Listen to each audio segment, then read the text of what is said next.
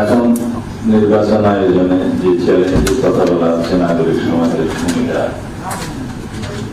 ভূমিকা এখানে প্রধানত নির্বাচন কমিশনের এবং সংবিধান অনুসারে বাংলাদেশের সংবিধান অনুসারে নির্বাচন কমিশনকে যে ক্ষমতা এখনো দেয়া আছে তাতে নির্বাচন কমিশন স্বাধীনভাবে নির্বাচন অনুষ্ঠানের জন্য সকল রকমের সহযোগিতা সকল কর্তৃপক্ষের কাছে চাইলে দিতে বাধ্য সরকার সহ সমস্ত সংস্থা।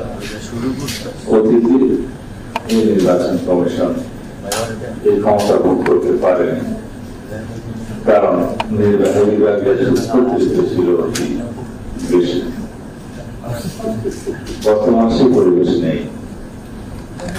কেয়ারটেকার ব্যবস্থা প্রতিষ্ঠিত এখনো না হলেও অন্তর্বর্তীকালীন সরকারি কেয়ারটেকার ব্যবস্থার আদলেই তার কর্ম পরিচালনা করছে। যখন কেয়ারটেকার সরকার ব্যবস্থা প্রতিষ্ঠিত হয়ে যাবে পূর্ণাঙ্গভাবে, তখন কেয়ারটেকার ব্যবস্থার প্রতিদিন নির্ধারিত সমস্যা পরবর্তী নির্বাচনগুলো হবে। বর্তমানে অন্তর্বর্তীকালীন সরকার যে নির্বাচনের সময়সীমা ঘোষণা করেছেন এবং নির্বাচন কমিশন সেই ইনস্ট্রাকশন মাফিক যে রোডম্যাপ ঘোষণা করেছে, তাতে করে এখন পর্যন্ত নির্বাচন কমিশনের কর্মকাণ্ড সেই সময়সীমার মধ্যেই পরিচালিত হচ্ছে। বরং বলা যায় যে লিমিটেশন যে গেজেট নোটিফিকেশন হয়েছে সেটা আরো অ্যাডভান্স হয়েছে। তো এই হিসাবে নির্বাচন কমিশন প্রস্তুতি অনুযায়ী সমাপ্ত হবে বলে আমরা বিশ্বাস করি। তাদের সেই পরিকল্পনা ছিল, আছে। সেপ্টেম্বরের মধ্যে তাদের সমস্ত আয়োজন প্রস্তুতি কেনাকাটা সব সমাপ্ত হবে। এখন আমাদের সামনে সবচেয়ে বড় প্রশ্ন সবাই যেটা করে যে সংস্কার, বিচার এবং নির্বাচন এগুলো কি পরস্পর নির্ভরশীল বিষয়? এটা পরিষ্কার ভাবে বলতে গেলে এগুলো মিউচুয়ালি ইন্টারডিপেন্ডেন্সি, কোনটার উপরে কোনটা নেই। তার মানে এখন পরস্পর নির্ভরশীল বিষয় নয়। নির্বাচন অনুষ্ঠানটি নির্বাচনী আইন, নির্বাচনী ব্যবস্থাপনা ইত্যাদির উপর নির্ভরশীল।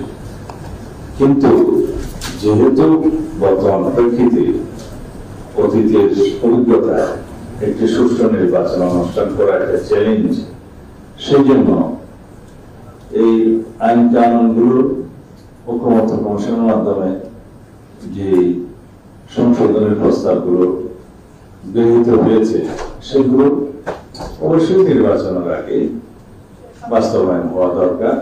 যেগুলো প্রতিনিয়ত হচ্ছে তার মধ্যে আরপিও একটি প্রধান আইন, রিপ্রেজেন্টেশন অফ পিপলস অর্ডার, যেটা আমরা জনপ্রতিনিধিত্ব আদেশ বললেই চিনি, এবং আচরণবিধি, এই দুইটা অধ্যাদেশের খসড়া নির্বাচন কমিশন থেকে আইন মন্ত্রণালয়ে জমা দেওয়া হয়েছে বলে আমরা জানি।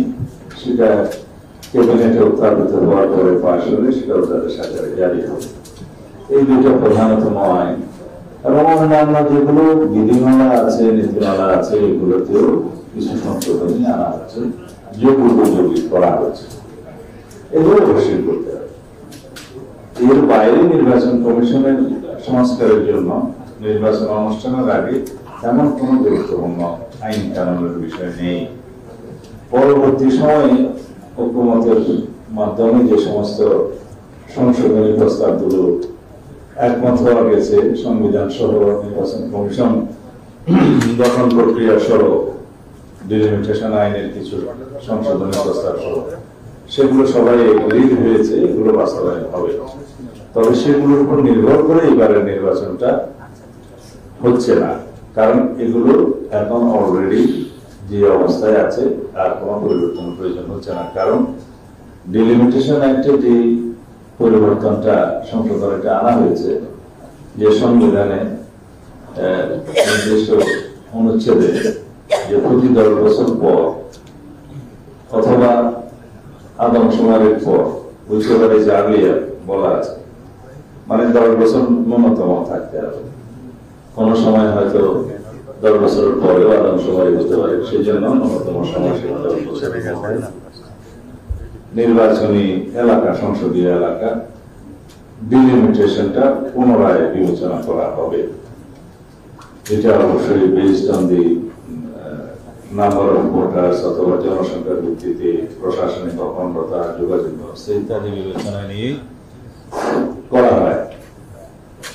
বলা হয়েছে এখানে একটা বিশেষজ্ঞ কমিটি নিয়োগ করা হবে সাময়িক সময়ের জন্য। এটা কনস্টিটিউশনে থাকবে, এটা আমরা সবাই পেয়েছি। কিন্তু এখন ডিলিমিটেশন যেহেতু হয়ে গিয়েছে, এইবার সেই আইনটা এইবার লাগছে না, এবং সেই সাংবিধানিক সংশোধনের সাথে সামঞ্জস্য রেখে ডিলিমিটেশন আইন যেটা আছে, সীমানা নির্ধারণী আইন, সেটার সেকশন 8 এর পরে আর একটা বিধান এভাবে সংযুক্ত করা হবে, যাতে প্রতি 10 বছর পর অথবা আদমশুমারির পরে মিনিমাম যেটা 10 ইয়ার্স এই বিশেষজ্ঞ কমিটি নিয়োগ করা হবে নির্বাচন কমিশনের সহায়তার জন্য, এবং তাদের পরামর্শ মতে ডিলিমিটেশনটা হবে। এইগুলো এইবার আর লাগছে না।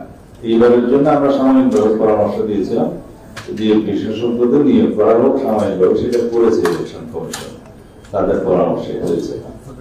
দ্বিতীয় হচ্ছে নির্বাচন কমিশন গঠন সংক্রান্ত, যাতে নির্বাহী বিভাগের প্রভাবমুক্ত থাকে সেই জন্য প্রধানমন্ত্রী, বিরোধী দলীয় নেতা এবং বিচার বিভাগের একজন প্রতিনিধি সহ আরো 2 জন আছে, ডেপুটি স্পিকার, একজন বিরোধী দলের একজন প্রতিনিধি সহ।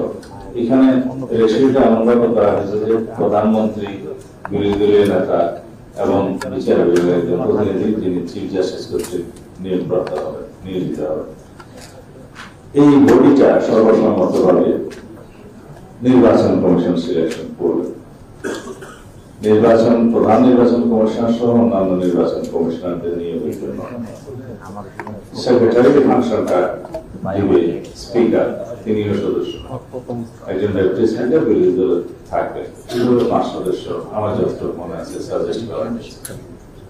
এই সচিবের দায়িত্ব যখন সিনিয়র অফিস পালন করবে সারা দেশটি যথাযথ প্রক্রিয়ায় একটা নির্ধারিত আইনের মধ্যে কমিশন থাকবে, তারা নির্বাচন কমিশন নিয়োগের জন্য নাম আহ্বান করবেন অথবা সহযোগীর কেউ নাম দিতে পারবেন, সেগুলো স্ক্রুটিনি হবে, করে সেই নিয়োগ কমিটির কাছে সেটা প্লেস করা হবে। নিয়োগ কমিটি নিজস্ব উদ্যোগে নাম প্রেসক্রাইব করতে পারবেন, তার মধ্যে দিয়ে স্বাধীনভাবে নির্বাচন কমিশন নিয়োগ করবে। আমাদের নির্বাচন অনুষ্ঠানের জন্য যদি আমরা প্রকৃত স্বাধীন নির্বাচন কমিশন নিয়োগ করতে পারি এবং সেটার বিধানটা সংবিধানে থাকে, তার অনুকূলে আইন থাকে, তাহলে এটা হলো প্রথম পর্যায়ে বাংলাদেশে যে স্বাধীনভাবে, সুষ্ঠুভাবে, নিরপেক্ষভাবে নির্বাচন অনুষ্ঠানের জন্য। দ্বিতীয় হচ্ছে আইন কানুনগুলো, আরপিও, আচরণ বিধি, অন্যান্য বিধিমালা যেগুলো আছে, 17-18টা আইন আছে, আইন বিধি সহ সবকিছু নির্বাচন কমিশনের জন্য।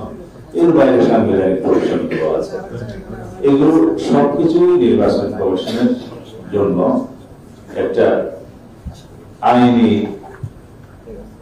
একটা রক্ষা কবচ, যে নির্বাচন কমিশন স্বাধীনভাবে নির্বাচন অনুষ্ঠান করতে পারবে, এবং সরকার সহ অন্যান্য সমস্ত রাষ্ট্রীয় সংস্থা নির্বাচন কমিশনকে সহায়তা করতে বাধ্য।